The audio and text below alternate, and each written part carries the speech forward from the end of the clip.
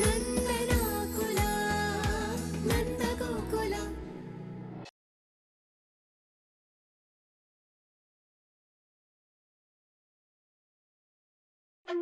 ನನ್ನ ಕ್ಷಮಿಸ್ಬಿಡು ಮೀನಾ.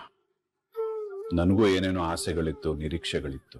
ನನಗೆ ಸೊಸೆಯಾಗಿ ಬರೋಳು ಹಾಗಿರ್ಬೇಕು, ಹೀಗಿರ್ಬೇಕು, ನಾನು ಕನಸ್ಕಂಡ ಹಾಗೆ ನನ್ನ ಮಗನ ಮದುವೆ ಮಾಡಬೇಕು ಅಂತೆಲ್ಲ. ಆದ್ರೆ ಯಾವಾಗ ಕೇಶವ ನಿನ್ನ ಮದುವೆ ಆದ್ನೋ, ಅವನು ಯಾರನ್ನೋ ಕಟ್ಕೊಂಡ್ ಬಂದ್ಬಿಟ್ಟ ಅನ್ನೋ ಸಿಟ್ಟಲ್ಲಿ, ನಾನು ಕಂಡ ಕನಸೆಲ್ಲ ನುಚ್ಚು ನೂರಾಯ್ತಲ್ಲ ಅನ್ನೋ ಹತಾಶೆಯಲ್ಲಿ ನನ್ನ ಮನಸ್ಸಿನ ಬಾಗ್ಲೇ ಮುಚ್ಚೋಯ್ತಮ್ಮ.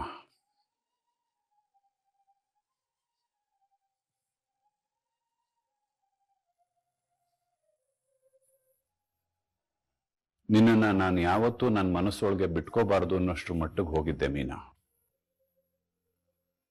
ಆದ್ರೆ ನಿನ್ನ ಒಳ್ಳೆತನ, ನಿನ್ನ ಲವಲವಿಕೆ, ನಿನ್ನ ಹೊಂದಾಣಿಕೆ, ಈ ಮನೆಯವ್ರ ಕಷ್ಟಕ್ಕೆ ನೀನು ಸ್ಪಂದಿಸಿದ ರೀತಿ, ಗಂಡನ ಮನೆಯವ್ರ ಮೇಲೆ ನೀನಿಟ್ಟಿರೋ ಪ್ರೀತಿ,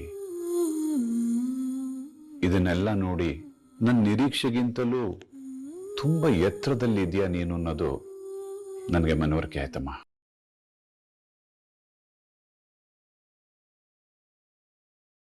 ನಿನ್ನನ್ನು ಒಪ್ಕೊಳ್ಳೋಕೆ ತುಂಬಾ ತಡ ಮಾಡಿದೆ ಅಂತ ಬೇಜಾರು ಮಾಡ್ಕೋಬೇಡ ಕಂದ.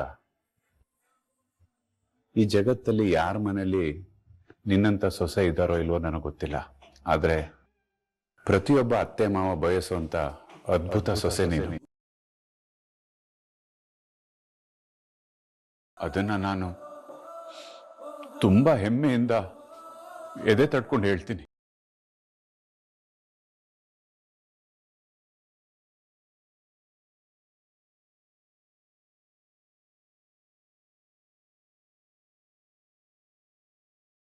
ಮೀನಾ, ಏನಮ್ಮ ಮಾಡ್ತಾ ಇದ್ಯಾ?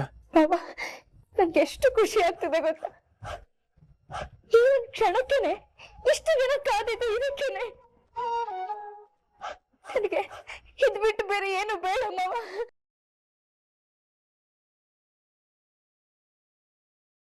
ಮಾವ, ಈ ಟೈಮಲ್ಲಿ ನಿಮ್ಗೊಂದು ಮಾತು ಹೇಳ್ಬಿಡ್ತೀನಿ. ನಿಮ್ ತರದೊಬ್ಬ ಮಾವ, ನಿಮ್ ತರದೊಬ್ಬ ಅಪ್ಪ, ನಿಮ್ ತರದೊಬ್ಬ ಗಂಡ ಈ ತರ ಪ್ರಪಂಚದಲ್ಲಿ ಯಾರು ಇರಲ್ಲ ಮಾವ.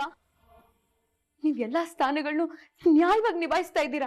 ನಿಮ್ಮಂತ ಮಾವ ಪಡೆಯೋದಕ್ಕೆ ನಾನು ಪುಣ್ಯ ಮಾಡಿದ್ದೀನಿ ಮಾವ.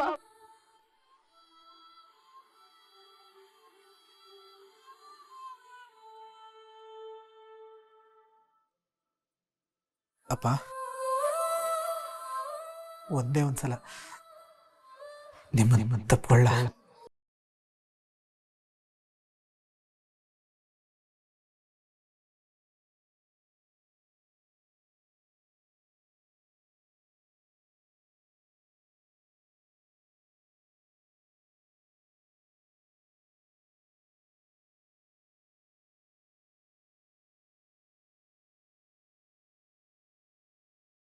ಹತ್ತಿರ ಅಲಕಾನಂದ. ಅಬ್ಬಬ್ಬಬ್ಬಬ್ಬಬ್ಬ, ಎಂತ ಖುಷಿ!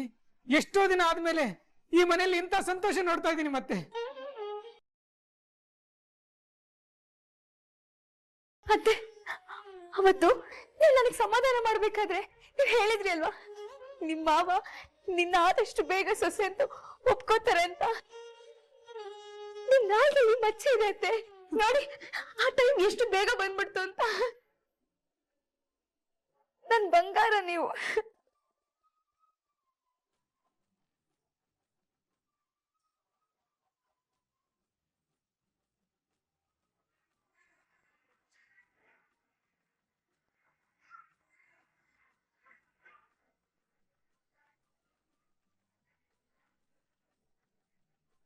ಇದ್ರಲ್ಲಿ ನಂದೇನೆ ಇದೆ ಮೀನಾ. ಬಂಗಾರ ಎಲ್ಲಿದ್ರು ಬಂಗಾರನೇ ಕಡೆ. ಅದ್ರ ಹೊಳಪು ಯಾವತ್ತೂ ಮಾಸಲ್ಲ, ಅದ್ರ ಬೆಲೆನೂ ಕಡಿಮೆ ಆಗಲ್ಲ. ನೀನು ನಮ್ಮನೆ ಬಂಗಾರ ಕಡೆ. ಅತ್ತೆ, ಒಂದ್ ನಿಮಿಷ ಬನ್ನಿ ನೀವು. ಕೇಶವ, ಬಾರ ಇಲ್ಲಿ. ನಾವಿಬ್ರು ಮದ್ವೆ ಆಗಿ ಬಂದಾಗ ನೀವಿಬ್ರು ನಮ್ಗೆ ಆಶೀರ್ವಾದನೆ ಮಾಡಿದ. ಈಗ ಆಶೀರ್ವಾದ ಮಾಡಿ. ಯಾಕೆ ಹೇಳಿ, ನಾವಿಬ್ರು ನವ ದಂಪತಿಗಳು.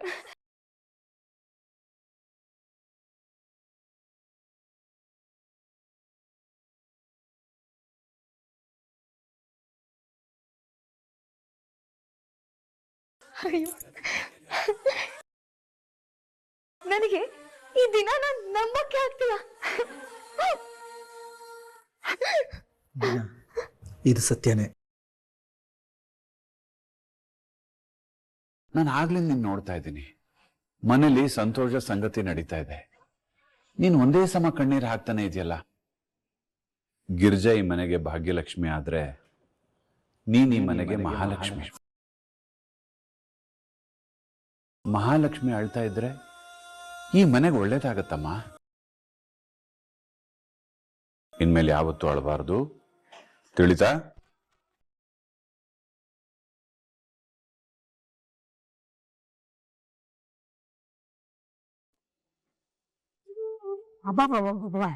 ಇವತ್ತು ಮನಸ್ಸು ತುಂಬಾ ಹೊಟ್ಟೆ ತುಂಬಾ ತಿಂದ್ಬಿಟ್ಟೆ. ಉಮ್ಮವ್ವ, ಊಟ ಮಾತ್ರ ಸಕ್ಕದಾಗಿತ್ತು. ಕೇಶವ, ಏನೋ ಇದು? ಬರೀ ಒಂದೇ ಸಲ ಅನ್ನ ಹಾಕಿಸ್ಕೊಂಡಿದ್ಯಾ ನೀನು? ಇಷ್ಟು ಕಮ್ಮಿ ತಿನ್ನೋದ? ಕೂತ್ಕೋ. ಅಪ್ಪ ಬೇಡಪ್ಪ, ಸಾಕು. ಕೂತ್ಕೋ ಅಂದೆ.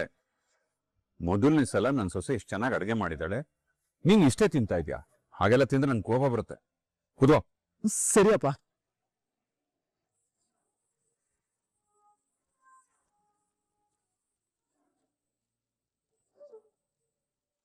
ಮಾಧವ, ಏನೋ ಇದು? ಚಿಕ್ಕ ಮಕ್ಳ ತರ ಇಷ್ಟಿಷ್ಟೇ ತಿಂತಾ ಇದೆಯಾ? ಮದ್ವೆ ಆಗ್ಬೇಕಾಗಿರೋ ಹುಡುಗ ನೀನು, ಹೀಗೆ ತಿಂದ್ರೆ ಹೇಗೆ? ಚೆನ್ನಾಗಿ ತಿನ್ಬೇಕು. ಆನು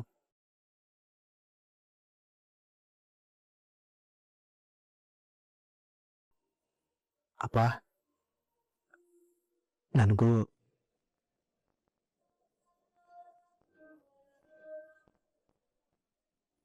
ಭಾವ ನನಗೆ ಮದ್ವೆ ತಾನೆ ಮಾಡ್ತೀನೋ. ಮೊದ್ಲು ಮಾಧವನ್ ಮದ್ವೆ ಮುಗಿಲಿ, ಆಮೇಲೆ ನಿನಗೆ ಮದ್ವೆ ಮಾಡ್ತೀನಿ. ನೆಮ್ಮದಿಯಾಗಿ ತಿನ್ನು. ಅಯ್ಯೋ ಅದಲ್ಲ ಬಾವ, ನನಗೂ ಕೈ ತಿನ್ಸಿ ಬಾವ, ನನಗೂ ಮದುವೆ ಆಗಕ್ಕೆ ಶಕ್ತಿ ಬೇಕಲ್ಲ.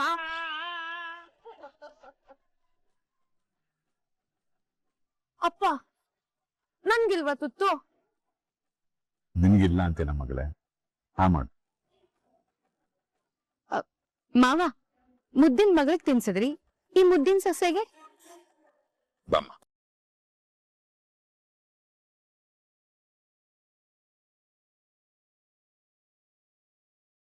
ಅಪ್ಪನ ಹತ್ರ ಹೋಗಿ ನಾನು ನಿಂತ್ರೆ ಖಂಡಿತ ಅವರು ನನಗೂ ತಿನ್ನಿಸ್ತಾರೆ.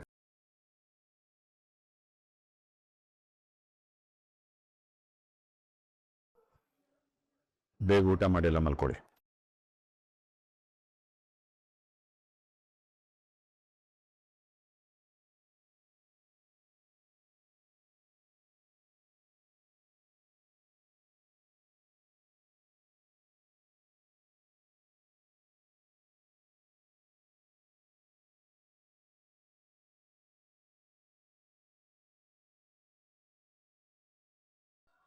ಅಲ್ಲವಾ, ನನಗ್ ಗೊತ್ತು ಕಂದ, ನಿನಗ್ ಬೇಜಾರಾಗಿದೆ ಅಂತ. ಆದ್ರೆ ಊಟ ಬಿಟ್ಟು ಈ ರೀತಿ ಯಾರೋ ಹೊಟ್ಟೆಲಿ ಹೋಗ್ಬೇಡ್ವೋ? ನನಗೆ ಹೊಟ್ಟೆ ತುಂಬಿದೆ, ಜೀವನಕ್ಕಾಗಷ್ಟು ತುಂಬಿದೆ. ಹಠ ಮಾಡ್ಬೇಡ್ವೋ ಅಲ್ಲವ? ಅಥವಾ ನೋಡೋ, ಅಲ್ಲಪ್ಪ ಊಟ ಮಾಡದೆ ಹೋಗ್ತದಾನೆ. ಅಮ್ಮ, ನೀ ಯೋಚನೆ ಮಾಡ್ಬೇಡ. ಚಿಕ್ಕುಗೆ ಸಮಾಧಾನ ಮಾಡಿ ನಾನು ಊಟ ಮಾಡಿಸ್ತೀನಿ.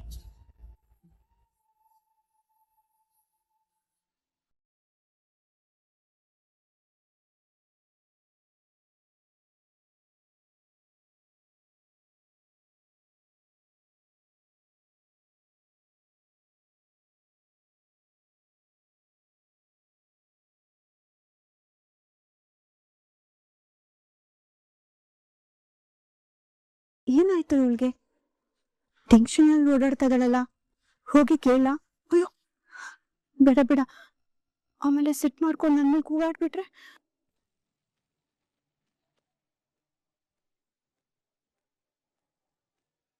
ಇಂದ್ರ, ಏನಾಯ್ತು? ಅಕ್ಕ, ಜ್ಯೋತಿ ಫ್ರೆಂಡ್ ಮನೆಗೆ ಹೋಗ್ತೀನಿ ಅಂತ ನನ್ನ ಹತ್ರ ಹೇಳ್ಬಿಟ್ಟೆ ಹೋದ್ಲಕ್ಕ. ಇಷ್ಟು ತಡ ರಾತ್ರಿ ಆಯ್ತು, ಅವಳು ಇನ್ನೂ ಬಂದಿಲ್ಲ. ನಂಗೆ ಯಾಕೋ ತುಂಬಾ ಭಯ ಆಗ್ತಿದೆ ಅಕ್ಕ. ಅದಕ್ಕೆ ಯಾಕೆ ಟೆನ್ಷನ್ ಮಾಡ್ಕೊಳ್ತೀಯಾ? ಜ್ಯೋತಿ ಫೋನ್ ಮಾಡು, ಬೇಗ ಬರೋದಕ್ಕೆ ಹೇಳು. ಅವ್ರ ಫೋನು ಸ್ವಿಚ್ ಆಫ್ ಆಗಿದೆ ಅಕ್ಕ. ಅವ್ರ ಫ್ರೆಂಡ್ ನವ್ಯ ನಂಬರು ನನ್ನ ಹತ್ರ ಇಲ್ಲ. ಅಯ್ಯೋ ಹೌದಾ? ಅಕ್ಕ, ನಮ್ಮನ್ ಸಹಾಯ ಮಾಡ್ತೀರಾ? ಏನ್ ಹೇಳು ಇಂದ್ರ? ಅಕ್ಕ, ಆ ನವ್ಯ ಜ್ಯೋತಿಗೆ ಹೇಗ್ ಫ್ರೆಂಡು, ಅಮೂಲ್ಯಗೂ ಹಾಗೆ ಫ್ರೆಂಡು. ಅಮೂಲ್ಯ ಫೋನಲ್ಲಿ ಅವಳ ನಂಬರ್ ಇದ್ದೇ ಇರುತ್ತೆ. ಅಮೂಲ್ಯ ಹೋಗುವಾಗ ಫೋನ್ ಬಿಟ್ಟು ಹೋಗಿದ್ದಾಳೆ. ಆ ಫೋನ್ ನಿಮ್ಮ ಹತ್ರ ಇದ್ರೆ ನಂಗೊಂದ್ ಸ್ವಲ್ಪ ಕೊಡ್ತೀರಾ ಅಕ್ಕ? ಅದ್ರಲ್ಲಿ ಅವಳ ನಂಬರ್ ಹುಡುಕಿ ಫೋನ್ ಮಾಡಿ ವಿಚಾರಿಸ್ತೀನಿ. ಅಷ್ಟೇನಾ? ಈಗಲೇ ತಂದ್ಕೊಡ್ತೀನಿ ಇರು. ಪಾಪ ಕುರಿ ನಾನ್ ಹಾಕೋ ಹಾರನ ತಂತೆ ತಕರಾರಿಲ್ದೆ ಹಾಕಿಸ್ಕೊಳ್ತಾ ಇದೆ. ತಗೋ ಇಂದ್ರ. ಅಕ್ಕ ಛೇ, ಸ್ವಿಚ್ ಆಫ್ ಆಗಿದೆಯಲ್ಲ. ನವ್ಯ ನಂಬರ್ ಇದೆ ನೋಡು, ಫೋನ್ ಮಾಡು. ನಂಬರ್ ಇರುತ್ತೆ ಅಕ್ಕ. ಫೋನು ಚಾರ್ಜ್ ಇಲ್ದಿರ ಸ್ವಿಚ್ ಆಫ್ ಆಗಿದೆ. ಫಸ್ಟ್ ಚಾರ್ಜಿಂಗ್ ಹಾಕ್ತೀನಿ, ಆಮೇಲೆ ಫೋನ್ ಮಾಡ್ತೀನಿ. ಹೌದಾ? ಸರಿ ಸರಿ ಅಕ್ಕ.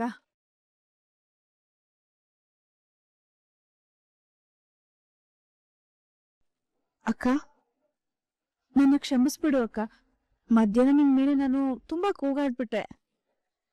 ಶ್ರೀಕಂಠ ಜ್ಯೋತಿ ಮೇಲೆ ಅನುಮಾನ ಪಟ್ಟಾಗ ನನಗ್ ತುಂಬಾ ನೋವಾಗೋಯ್ತು ಅಕ್ಕ. ಆ ಬೇಜಾರಲ್ಲಿ ನಾನ್ ನಿಮ್ ಮೇಲೆ ಕೂಗಾಡ್ಬಿಟ್ಟೆ. ಏನು ಅನ್ಕೊಂಬೇಡಿ ಅಕ್ಕ. ಚಿಚಿ ಇಲ್ಲ ಇಂದ್ರ, ಬಿಡು ನೀನು. ನೋಡು, ಮೊದ್ಲು ಫೋನ್ ನ ಚಾರ್ಜ್ಗೆ ಹಾಕಿ ಜ್ಯೋತಿಗ್ ಫೋನ್ ಮಾಡಿ ಎಲ್ಲಿದ್ದಾಳೆ ಅಂತ ವಿಚಾರಿಸು. ಸರಿ ಅಕ್ಕ.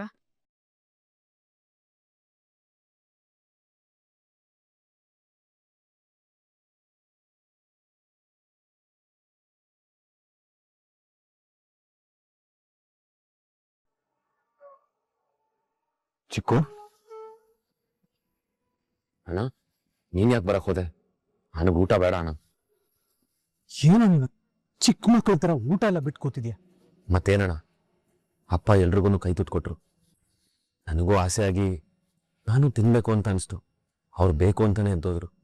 ನನಗೆ ಬೇಜಾರಾಗಲ್ವಾ? ನನಗೆ ನೋವಾಗಿದೆ ಅಣ್ಣ. ನನಗೊಬ್ಬನೇ ಇರಬೇಕು ಅಂತ ಅನ್ಸ್ಬಿಟ್ಟಿದೆ. ಪ್ಲೀಸ್. ನೋವು ನಿನಗೆ ಮಾತ್ರ ಆಗಿರೋದು ಅನ್ಕೊಂಡಿದ್ಯಾ ಚಿಕ್ಕು? ಅಪ್ಪಂಗೆ ಎಷ್ಟು ನೋವಾಗಿದೆ ಅಂತ ನಿಂಗೆ ಗೊತ್ತಾ? ಕೇಶವ ನೀನನ್ ಮದುವೆ ಆಗಿ ಅಪ್ಪನ ಮನಸ್ಸಿನ ಮೇಲೆ ಒಂದು ಗಾಯ ಮಾಡಿದ್ದ. ಅದೇ ಇನ್ನೂ ಆರಿರ್ಲಿಲ್ಲ. ಅಷ್ಟರೊಳಗೆ ನೀನು ಅಮೂಲ್ಯನ್ ಮದುವೆ ಆಗಿ ಆ ಗಾಯದ ಬರನೇ ಹಿಡ್ಬಿಟ್ಟಿಯಲ್ಲೋ.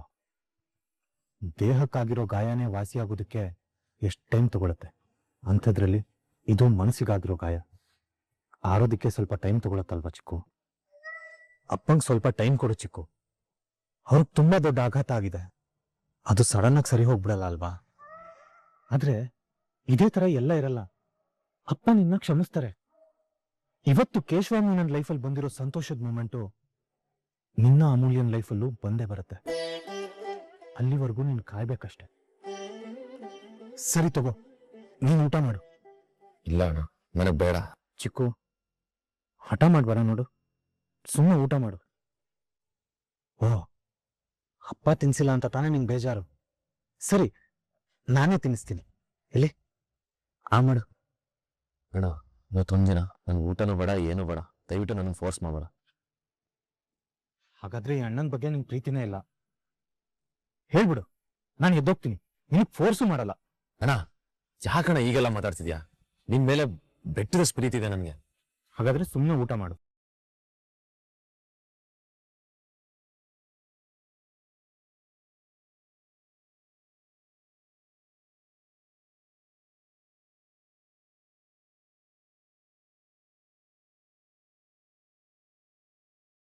ಏನು ನೀನು ಅಂತ ಇದೆಯಾ?